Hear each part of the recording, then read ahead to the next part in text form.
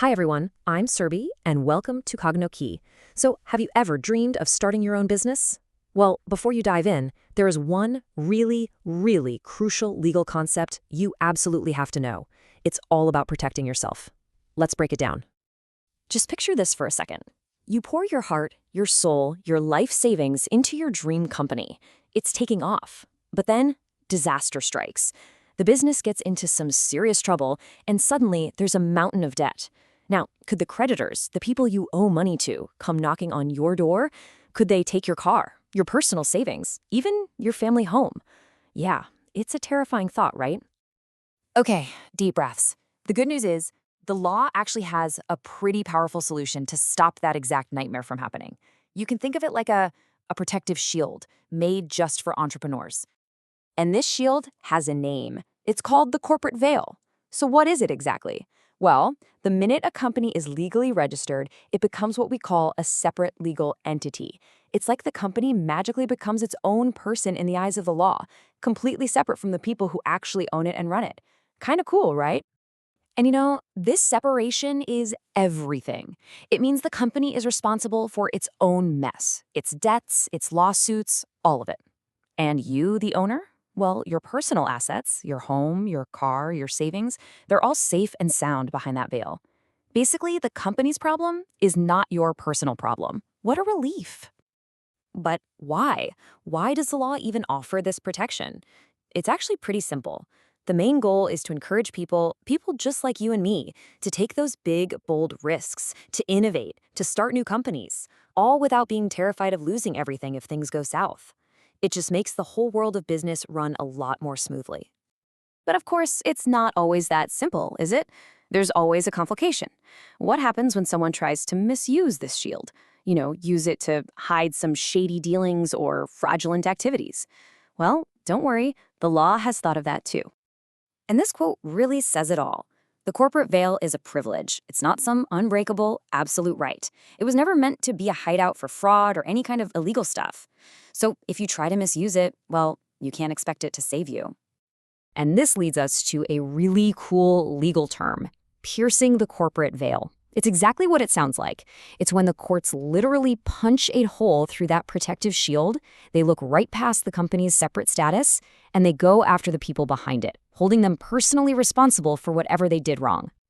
So when can the courts actually do this? Well, the law itself gives us a pretty clear checklist. These are the reasons written right there in the rulebook, the statutes. For instance, if a company's membership drops too low, or if they are just straight up conducting business fraudulently, or maybe they lie in their prospectus to full investors. Yeah, in cases like that, the courts have every right to lift that veil. But wait, there's more. It's not just about what's written in the law books. Over many years, the courts themselves have come up with their own reasons to pierce the veil. This comes from real-life cases, like when they need to stop someone from evading taxes or to tackle serious economic offenses. Or, and this is a big one, when it's just super obvious that a company is a total fake, a sham, set up for some illegal purpose.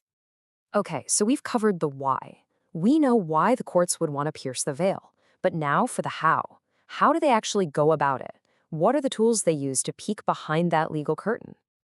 Turns out the courts have 4 main ways of doing this, and each one is a little more serious than the last. Think of them like 4 levels of action, starting with just a little peep and going all the way to completely ignoring the veil. All right, let's quickly run through them.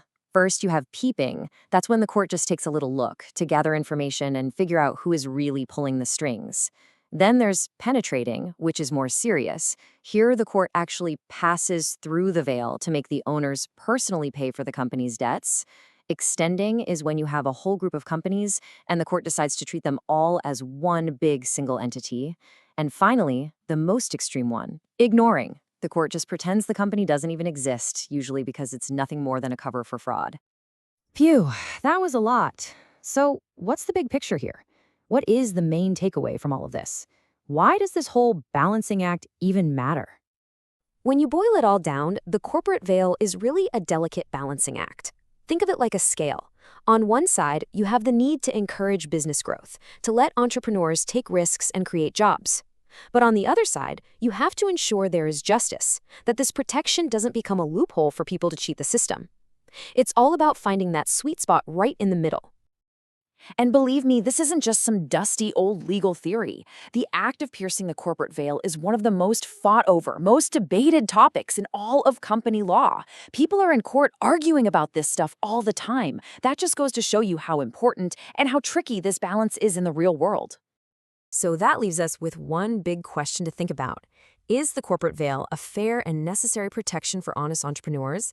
Or is it a convenient loophole that the dishonest can exploit? What do you think? I'd love to hear your thoughts, so please drop a comment below. And hey, if you found this breakdown helpful, do me a favor and hit that like button, share this video, and of course, don't forget to subscribe to Cognito Key for more explainers just like this one. Thanks so much for watching.